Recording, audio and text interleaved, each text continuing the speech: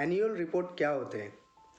Annual report एक company का सालाना रिपोर्ट होता है, एक कॉम्प्रेसिव रिपोर्ट होता है जिसमें कि पूरे साल में कंपनी ने क्या किया है, क्या नहीं किया है, वो सब उसमें पब्लिश करते हैं। ये रिपोर्ट्स वो शेयर होल्डर्स को और जो अदर इंटरेस्टेड पार्टीज़ रहती है उनको भेजते हैं।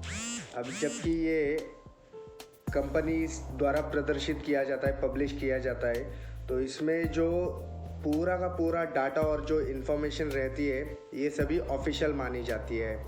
एक्सपर्ट्स और इन्वेस्टर्स इन्हें स्टडी करते हैं इन्वेस्टमेंट डिसीजन लेने के लिए।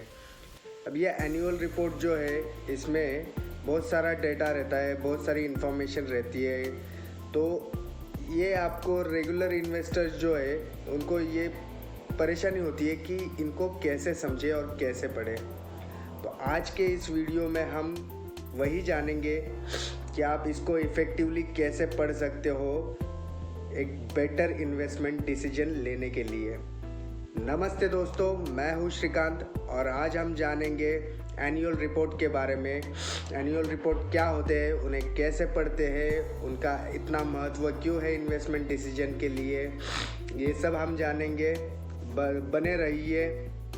लेकिन शुरू करने से पहले मेरे आपसे एक रिक्वेस्ट है, अगर वीडियो आपको अच्छा लगता है तो डेफिनेटली लाइक करना ना भूलिए, और अगर आप चैनल पे नए हो तो सब्सक्राइब कीजिए और साथ ही साथ बेल आइकॉन बटन हिट कीजिए ताकि रेगुलर अपडेट्स आप तक पहुंचती रहिए। तो आइए फ्रेंड्स, शुरू करते हैं। एनुअल रिपोर्ट जो होते हैं उनमें कुछ डिफरेंट सेक्शन रहते हैं। सब उनके सबसे मेन जो है वो है फाइनेंशियल इंफॉर्मेशन और नॉन फाइनेंशियल इंफॉर्मेशन। इसी के साथ साथ जो डिफरेंट सेक्शन रहते हैं उनके बारे में भी हम जानेंगे। फाइनेंशियल इंफॉर्मेशन में कौन से सेक्शन आते हैं और नॉन फाइनेंशियल इंफॉर्मेशन में कौन से सेक्शन आते हैं, ये सभी हम जानेंगे।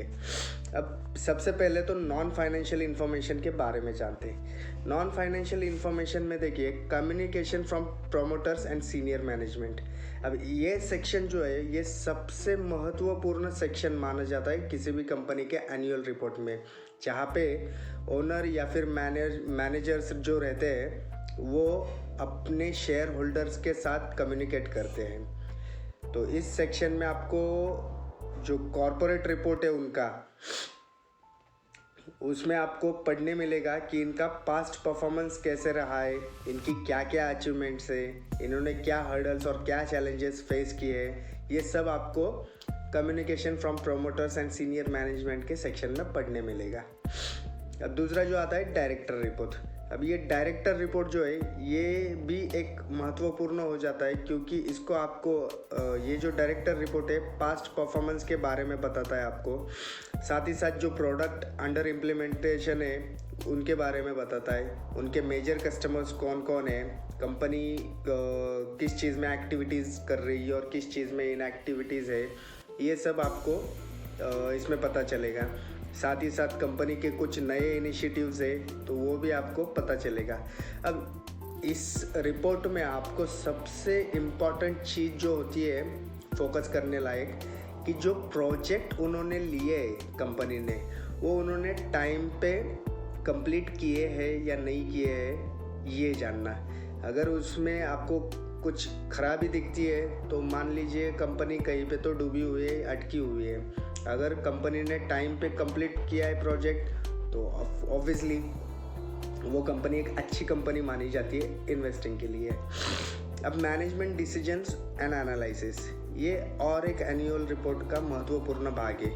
इस सेक्शन में मैनेजमेंट जो है अपने शेयर होल्डर को अपने बिजनेस एनवायरनमेंट के बारे में बताते हैं, जैसे कि कंपनी क्या इश्यूज फेस कर रहे हैं वगैरह वगैरह, कंपनी का इंडस्ट्री का आउटलुक क्या है, कंपनी का आउटलुक क्या है, रिस्क क्या है, रिसर्च एंड डेवलपमेंट्स के कुछ अपडेट्स है, तो ये सब चीज़ें वो बताते हैं। साथ ही साथ HR रिलेटेड कुछ आउटलुक रहेगा या चैलेंजेस या अपॉर्चुनिटीज़ फ़िलहाल की सिचुएशन में कुछ रहेगा तो वो बताते हैं। तो ये काफ़ी एक क्रूशियल सेक्शन हो जाता है अंडरस्टैंडिंग के लिए। उसी के साथ साथ details of personal incharge running the company. तो इस सेक्शन में कंपनी जो है डायरेक्टर्स या फिर जो कोई भी कंपनी चला रहे हैं वो मैनेजमेंट, वो उनके क्वालिफिकेशन डिक्लेयर करती है। तो इससे आपको पता चलता है कि जिसके हाथ में आप पैसा दे रहे हो, मतलब आप शेयर होल्डर हो तो ऑब्वियसली आप उसके हाथ में पैसा दे रहे हो अपना। तो आप जब किसी के हाथ में पैसा दे रहे हो तो वो उस काबिल है या नहीं आपको पता चल सकता है। उनके क्वालिफिकेशन इसमें दिए जाते हैं और उनकी रिस्पॉन्सिबिलिटीज़ क्या क्या है वो दिए जाते हैं। तो कंपनी के बिहाफ में ऑब्वियसली उनके जो मैनेजर की टीम रहती है, डायरेक्टर्स की टीम रहती है, वही सब कंपनी ऑपरेट करती है। तो आप उन पे भरोसा रख के, मतलब जो डायरेक्टर्स और मैनेजर्स हैं उन पे भरोसा रख के आप कंपनी में शेयर्स कंपनी में इन्वेस्ट कर सकते हो, राइट।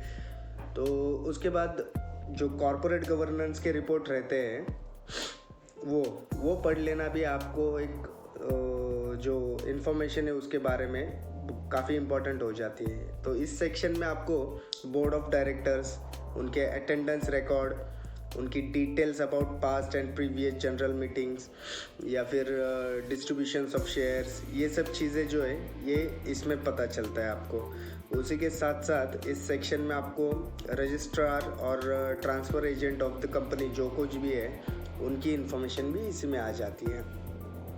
अब notice on annual general meeting, जैसे कि ये नाम सजेस्ट कर रहा है, इसमें जो है जो आने वाली अपकमिंग एनुअल जनरल मीटिंग रहती है उसके बारे में नोटिस शेयर होल्डर्स को दिया जाता है, ताकि शेयर होल्डर्स जो है इस एनुअल मीटिंग में पार्टिसिपेट कर सके।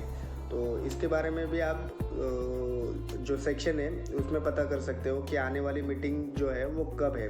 तो ये जो प्रोमोटर्स रहते हैं और मैनेजर्स रहते हैं उनके साथ साथ आप शेयर होल्डर्स भी उनकी मीटिंग अटेंड कर सकते हो। अब सबसे इम्पॉर्टेंट जो होता है फाइनेंशियल इन्फॉर्मेशन में सबसे पहला सेक्शन आ जाता है इंडिपेंडेंट ऑडिटर रिपोर्ट। तो कंपनी जब स्टार्ट होती है तब से लेकर अब तक उनके ऑडिट के रिपोर्ट जो है वो हर सालाना उनको देने पड़ते, पब्लिश करने पड़ते हैं। तो इस पब्लिश के दौरान, इस सेक्शन के दौरान आपको पूरा का पूरा उनका फाइनेंशियल स्टेटमेंट जो है, जो ऑडिट हुआ है, वो आपको पता चलेगा। उनके पास कितना फंड आया, कितना उन्होंने बाहर दिया या कितना अंदर आया, ये सब चीज़ें आपको उसमें पता चलेगी। और दूसरा जो है वो फाइनेंशियल स्टेटमेंट्स, जैसे कि बैलेंस शीट हो गया। बैलेंस शीट जो है वो सबसे इम्पोर्टेंट हो जाती है, क्योंकि आपको कंपनी की हेल्थ पता चलता है उससे। कंपनी की लाइबिलिटीज़ और एसेट्स, कंपनी के पास कितने एसेट्स है, कंपनी के पास लाइबिलिटीज़ है या नहीं है, कितने बोरोविंग्स कर रखे उन्होंने कंपनी में, कंपनी के। तो ये सब चीज़ें जो है वो आपको फाइनेंशियल स्टेटमेंट में पता चलेगा। उसी के साथ साथ उनका प्रॉफिट एंड लॉस स्टेटमेंट भी आपको फाइनेंशियल स्टेटमेंट में पता चलेगा। कैश फ्लो स्टेटमेंट भी, कंपनी ने अभी तक कितना प्रॉफिट मिलाया है और कितना घाटा लिया है, ये सब टैक्सेस वगैरह जाके सब चीज़ें इसमें आ जाती है। साथ ही साथ कैश फ्लो स्टेटमेंट, कैश कुछ ऑर्गेनाइजेशन में कुछ कैश आ गया है लास्ट ईयर, तो वो सब उनको वहाँ पे देना पड़ता है, या फिर कुछ अदर इंस्ट्रूमेंट बेच के उन्होंने कैश कमाई है, तो वो सब चीज़ें उनको देनी पड़ती है। अब शेड्यूल्स टू फाइनेंशियल स्टेटमेंट, इसमें आपको डिटेल ब्रेकअप मिलेगा, जिसमें आपको अच्छी तरह से समझ आएगा कि इनकी जो लेंडर से लोन अमाउंट से, रिपेमेंट शेड्यूल से, या कोलेटरल जो ऑफर्ड किया है लोन के लिए, तो वो सब आपको इनमें डिटेली समझ में आएगा। रिलेटेड पार्टी डिस्क्लोजर्स, इसमें ये हर कंपनी को मैंडेटरी होता है कि ये चीज़ें वो अपने शेयर होल्डर्स के सामने पब्लिश करें। तो इसमें क्या है, कोई भी फर्म जब डिस्क्लोज करती है ये ट्रांजैक्शन, तो इसका केयरफुली एनालिसिस करना काफ़ी इम्पोर्टेंट हो जाता है, क्योंकि ये आपको बताता है कि कंपनी का जो पार्टी डिस्क्लोजर है, तो ये जो कंपनी किसी से पैसे लेती है या कंपनी किसी को पैसे देती है, तो वो सामने वाला कितना भरोसे वाला है, कितना नहीं है, ये भी आपको इसमें पता चलेगा। अब ये सब फाइनेंशियल रिपोर्ट्स कहाँ पे मिलेंगे भैया मुझे, ये सवाल तो सबसे पहले मन में आया ही होगा। ऑब्वियसली ये आपको एक तो कंपनी की वेबसाइट पे, अगर मान लीजिए कि कोई कंपनी है, जैसे आईटीसी पकड़िए, तो आईटीसी कंपनी जो है, आईटीसी की कंपनी के वेबसाइट पे वो पब्लिश करते हैं, तो आप उनकी वेबसाइट पे जा सकते हो और एनुअल रिपोर्ट्स डाउनलोड कर सकते हो। दूसरा जो है स्टॉक एक्सचेंज की वेबसाइट, आप एनएससी बीएससी की वेबसाइट पे जा सकते हो। वहाँ पे आप बस वहाँ पे सर्च ऑप्शन है, सर्च ऑप्शन पे कंपनी का डाल दीजिए नाम, फिर वहाँ से आपको पूरा एनुअल रिपोर्ट मिल जाएगा, वहाँ से आप डाउनलोड कर सकते हो। या फिर फाइनेंशियल वेबसाइट जो है, जैसे मनी कंट्रोल हो गया या फिर जी बिजनेस वगैरह, ये इकोनॉमिक टाइम्स, ये जितने भी फाइनेंशियल वेबसाइट्स है, इन पे भी आपको ये रिपोर्ट्स मिलेंगे एक्सेल और पीडीएफ के फॉर्म में, वो आप वहाँ से डाउनलोड कर सकते हो और उनकी स्टडी कर सकते हो। तो अब देखिए, एनुअल रिपोर्ट जो है वो एक अच्छा टूल माना जाता है इन्वेस्टर्स के लिए, क्योंकि जब डिसीजन आपको लेना पड़ता है कि कंपनी के शेयर्स खरीदे या ना खरीदे, तो जब कभी आप फाइनेंशियल रिपोर्ट्स या एनुअल रिपोर्ट्स पढ़ते हो, तो आपको काफ़ी बारीकी से उनकी स्टडी करनी पड़ेगी, ये समझने के लिए कि कंपनी में उतना पोटेंशियल है या नहीं ग्रो होने के लिए। और उसी के साथ साथ आप फाइनेंशियल स्टेटमेंट का एनालाइज भी कीजिए कि पिछली बार कंपनी ने कितना अच्छा परफॉर्म किया है।